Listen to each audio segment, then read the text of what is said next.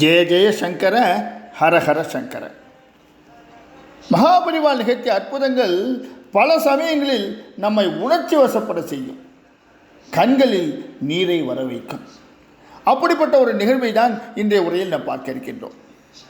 கேரளத்திலிருந்து பெண் ஒருத்தி மகாபரிவாலை தரிசிக்க வந்தார். அவள் கர்ப்பமாக இருந்தபோது தரையில் தடுக்கி விழுந்ததில் தலையில் அடிபட்டு விட்டது. அதிலிருந்து அடிக்கடி பிட்சு போன்ற பாதிப்பால் அவள் அவஸ்தைப்படுவாள். அவளின் கண் பார்வையும் பறிபோனது. குழந்தை சரியான நேரத்தில் பிறந்தது என்றாலும் அவளின் பார்வை திரும்பவில்லை. இந்த நிலையில் அவர்களின் குடும்பத்திற்கு பரிச்சயமான நண்பர் ஒருவர் பிரசன்னம் பார்க்க சொன்னார். அவரே நம்பூதிரி ஒருவரையும் அழைத்து வந்திருக்கின்றார். பெண்ணோட ஜாதகத்தை எல்லாம் அலசி பார்த்த நம்பூதிரி, கவலைப்படாதீங்க, கண் பார்வை கிடச்சிடும், ஆனால் நீங்கள் சேத்ராடனம் கண்டிப்பாக செஞ்சாகணும். குருவாயூரில் துவங்கி கும்பகோணம், திருவிடைமருதூர் போன்ற ஸ்தலங்களுக்கெல்லாம் போயிட்டு வாங்க, முடிந்தால் அந்த ஸ்தலங்களில் தீர்த்தமாடுங்கள் என்று சொல்லியிருக்கின்றார். அதன்படியே சேத்ராடனம் கிளம்பிய அந்த பெண்மணி வைத்தீஸ்வரன் கோயிலுக்கு முதலில் சென்றிருக்கின்றார். அங்கே சுவாமி சன்னதியில் குருக்கள் தீபாராதனை முடித்து தட்டை நீட்டியதும் ஆரத்தி எடுத்துக்கொண்டார். தட்டில் 100 ரூபாய் தட்சணை வைத்திருக்கின்றார். குருக்களுக்கு ஆச்சரியம். இவளுக்கு பார்வை இல்லை என்பதை தெரிந்து கொண்டவர், அம்மா இது 10 ரூபாய் இல்லை 100 ரூபாய் என்று சொல்லியிருக்கின்றார். இவளும் பரவாயில்ல எடுத்துக்கோங்க என்றார். உடனே இந்த குருக்கள், நீங்கள் மகாபரிவாலை பார்த்திருக்கலனோ என்று கேட்டாராம். அவர் யாரை சொல்கின்றார் என்று இந்த பெண்மணிக்கு தெரியவில்லை. குருக்களிடமே விசாரித்திருக்கின்றார். காஞ்சிபுரத்தில் இருக்காரே, சங்கரமடத்தில் இருக்காரே, அவரை தரிசனம் செய்யுங்கோ என்று அறிவுறுத்தியிருக்கின்றார்.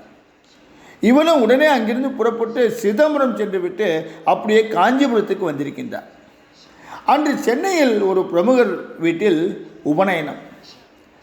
அவர்களுக்கு பிரசாதம் எல்லாம் அனுப்பிவிட்டு மடத்தில் அமர்ந்திருந்தார் மகாபரிவால்.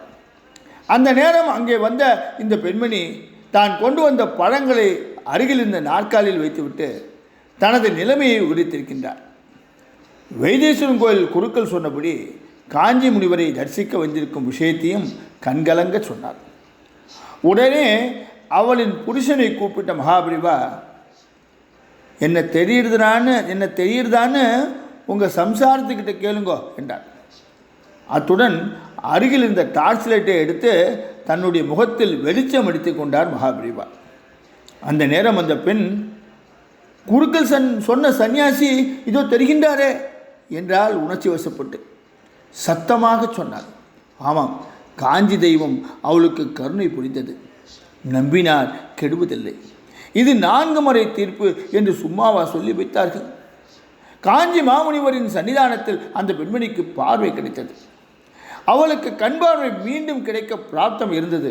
அதற்கு மேலாக தெய்வத்தின் மீதும் வைத்தீஸ்வரன் கோவில் குருக்கள் சொன்ன பிறகு மகாபரிவா மீதும் அவள் வைத்திருந்த அதீத நம்பிக்கையும் வீண் போகவில்லை. ஆனால் இது குறித்து மகாபரிவாளிடம் கேட்டபோது அவர் என்ன சொன்னார் தெரியுமா? என்கிட்ட எந்த சக்தியும் இல்லை, உன்னுடைய பூர்வ ஜென்ம பலன், உன்னோட நம்பிக்கை, நான் தினம் தியானம் செய்கிற அம்பாள் காமாட்சியோட கருணை எல்லாம் தான் காரணம் என்றார்.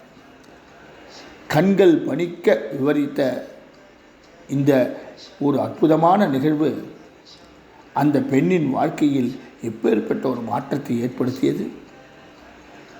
இதே போல் பக்தர் ஒருவர் வெளிநாட்டு போயிட்டு வந்தார். அவருக்கு மகாபரிவா கிட்ட அசாத்திய பக்தி. பெரிவாளை தரிசிக்க தேனாம்பாக்கம் வந்திருந்தார். தரிசனம் எல்லாம் முடிந்தது. ஆனால் அவருக்கு பெரிவா தீர்த்தம் கொடுக்கல.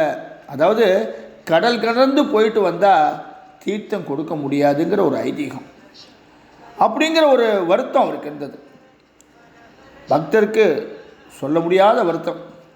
கிட்டத்தட்ட 1 வாரமாக சாப்பிடவும் பிடிக்காமல் மனம் வாடி கிடந்தார்.